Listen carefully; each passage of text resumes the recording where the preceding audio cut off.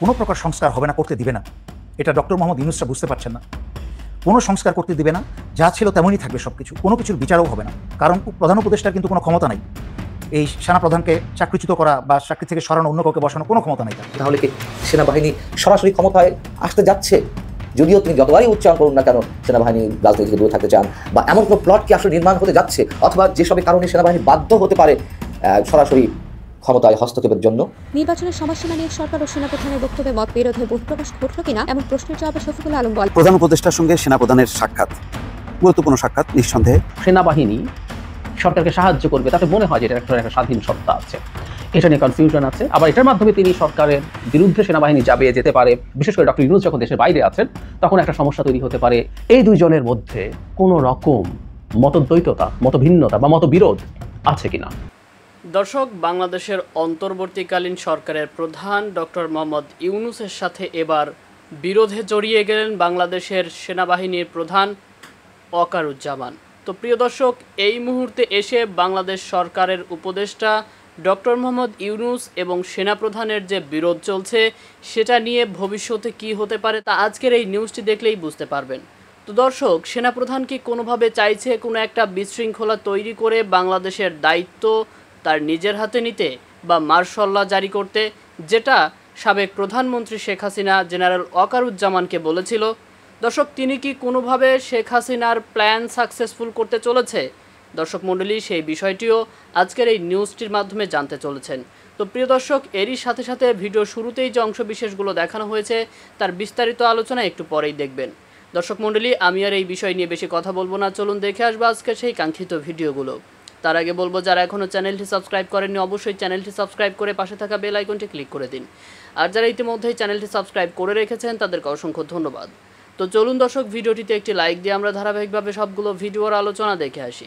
মাত্র কয়েকদিনের ব্যবধানে আমাদের প্রধান উপদেষ্টা অধ্যাপক ডক্টর মোহাম্মদ ইউনূস সংস্কার এবং নির্বাচন বিষয়ে যে মন্তব্যগুলো করেছেন তার একটা সঙ্গে আরেকটা আমরা কোনো প্রকার মিল দেখতে পাচ্ছি না। আমাদের জন্য দুর্ভাগ্য। এবং কেন তিনি তার নিজের কথা স্ট্যান্ড রাখতে পারছেন না, তাকে কে বা কারা প্রেসক্রিপশন দিচ্ছেন, অথবা তিনি তাদের কথাগুলো তার মুখ থেকে প্রতিধ্বনিত করছেন, এটা নিয়ে এখন অনেক ধরনের প্রশ্ন উঠেছে।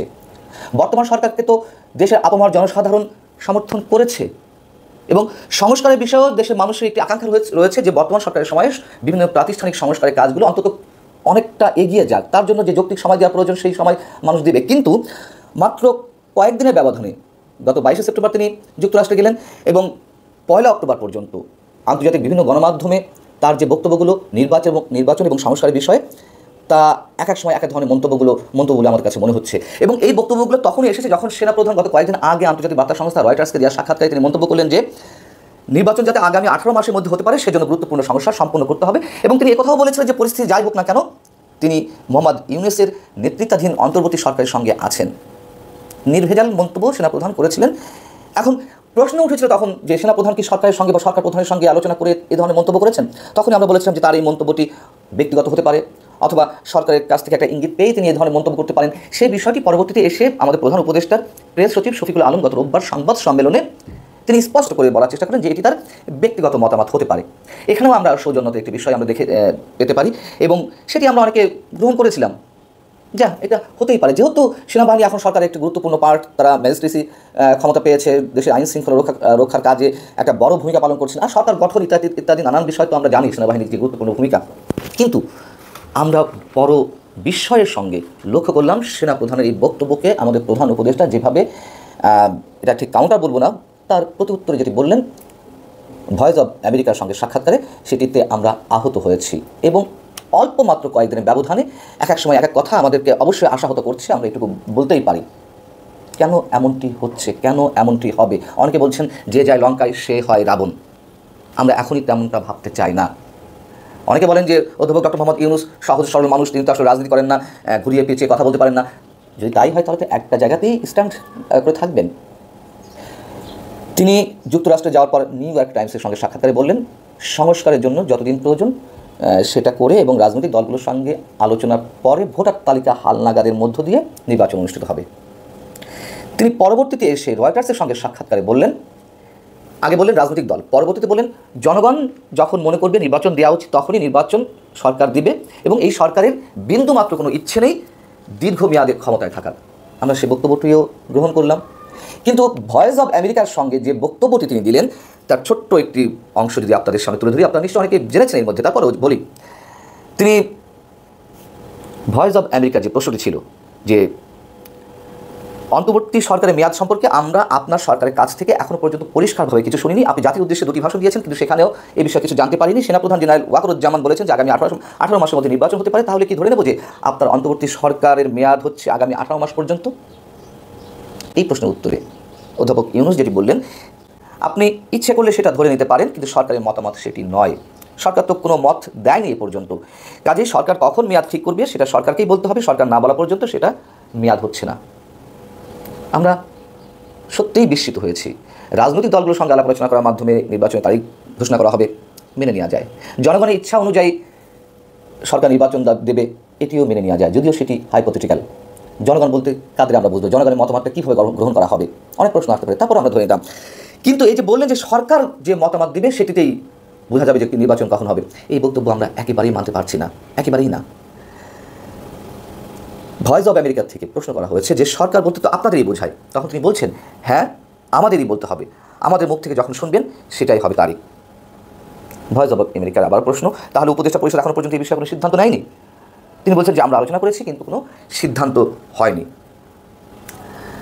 এই অবস্থায় এসে আমরা কি ধরে নেব যে সেনাপ্রধানের বক্তব্যটিকে তিনি খুব শক্তভাবে কাউন্টার করেছেন? আমরা সেটাও ধরে নিতে চাই না। কিন্তু সমীকরণ যদি মিলানোর চেষ্টা করি, হিসাবটা যদি একটু পরিষ্কার করার চেষ্টা করি, কেন তিনি এইভাবে বলতে গেলেন? তিনি তো তার প্রেস সচিব শফিকুল আলম তার পক্ষ হয়েই তো কথা বলেছিলেন গত রোববার। তিনি ইচ্ছা করলে সেই বক্তব্যটি প্রতিধ্বনি করতে পারতেন যে এটি সেনাপ্রধানের ব্যক্তিগত মতামত, তাহলে এত বেশি আলোচনা সমালোচনা বিতর্কের জন্ম হতো না। ভারত প্রশিক্ষণ দিচ্ছে পুতুলকে। হাসিনা তাকে ব্যবহার করা শেষ হয়ে গেছে, হাসিনার এক্সপায়ারি ডেট শেষ। এখন পুতুলকে তৈরি করা হচ্ছে বাংলাদেশে আবার পাঠানোর জন্য। এই কিছুদিন পরে যা আছে কোনো প্রকার সংস্কার হবে না, করতে দিবে না। এটা ডক্টর মোহাম্মদ ইউনূসরা বুঝতে পারছেন না। কোনো সংস্কার করতে দিবে না, যা ছিল তেমনই থাকবে সবকিছু, কোনো কিছুর বিচারও হবে না।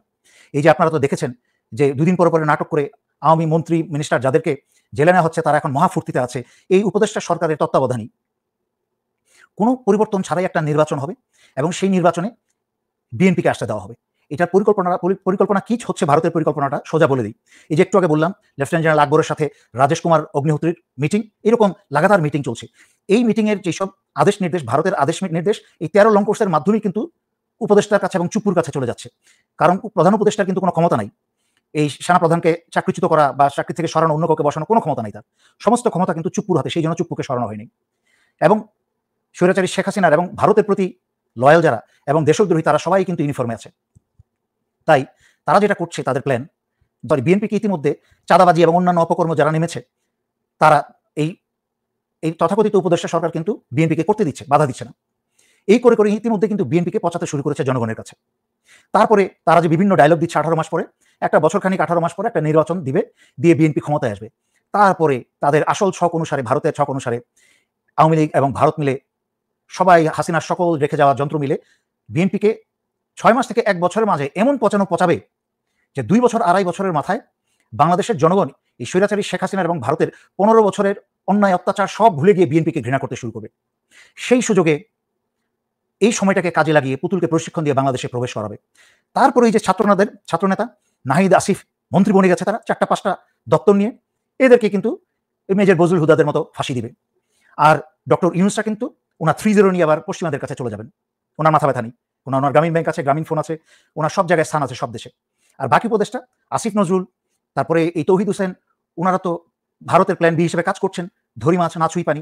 তাই যখন আওয়ামী সরকার আসবে আবার, তখন তারা বলবে আমরা তো বসিনি, আমাদেরকে ছাত্ররা জোর করে বসিয়েছে, এবং দেখেন আমরা তো কিছু করিনি, আপনাদের মন্ত্রী মিনিস্টার আওয়ামী লীগের সকল লোককে আমরা হেফাজতে রেখেছি, নিরাপত্তায় রেখেছি এবং জামাই যত্নে রেখেছি।